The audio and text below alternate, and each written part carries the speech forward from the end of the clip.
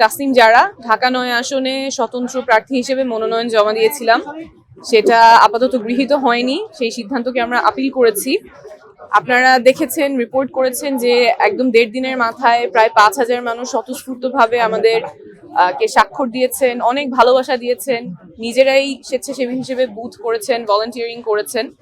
তো এইটার প্রতি সম্মান জানিয়ে আমরা আমাদের আইনি লড়াইটা চালিয়ে যাব। ওনারা চান, যারা স্বাক্ষর করেছেন এই প্রায় ৫,০০০ মানুষ এত অল্প সময়ে, ওনারা চান আমি যাতে নির্বাচনে কন্টেস্ট করতে পারি।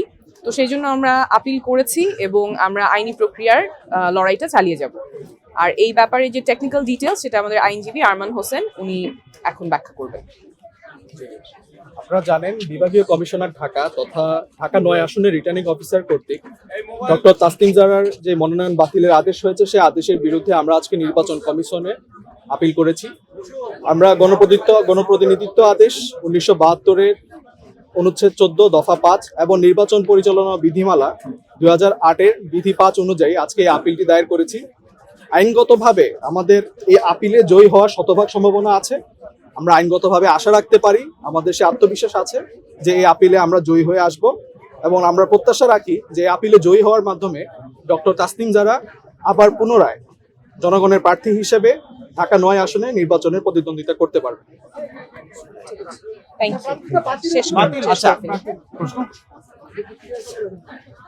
দেখুন, প্রার্থীদের বিষয়ে আপনার যেটা হচ্ছে যে নির্বাচন পরিচালনা বিধিমালা এবং সংশ্লিষ্ট আইন অনুযায়ী আপনার 1% ভোটারের যে লিস্ট আমরা জমা দিয়েছি, সেখানে কিন্তু আমরা শতভাগ সঠিক আছি সেই লিস্টে।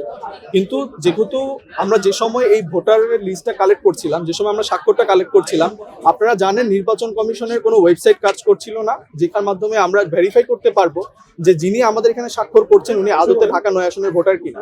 আপনারা এর মধ্যে একটা ইনফরমেশন জানেন যে আমাদের যার স্বাক্ষর নিয়ে নির্বাচন কমিশন অথবা রিটার্নিং অফিসার কর্তৃক একটি প্রশ্ন ছিল, তিনি কিন্তু তার ভোটার আইডি কার্ডে তার ভোটার এলাকা হিসাবে ঢাকা ৯ আসন নিয়েই কিন্তু তথ্য ছিল। কিন্তু যেহেতু এটা আমাদের ভেরিফাই করার সুযোগ ছিল না, সেই জায়গা থেকে আমাদের এই প্রবলেমটা ফেস করতে হচ্ছে এবং আমরা আশাবাদী খুব দ্রুতই আমরা এই আপিলের মাধ্যমে এই প্রবলেমটা সলভ করতে পারবো এবং লিগালি আমরা পারমিজিবল হব এই আসনে প্রতিদ্বন্দ্বিতা করার জন্য।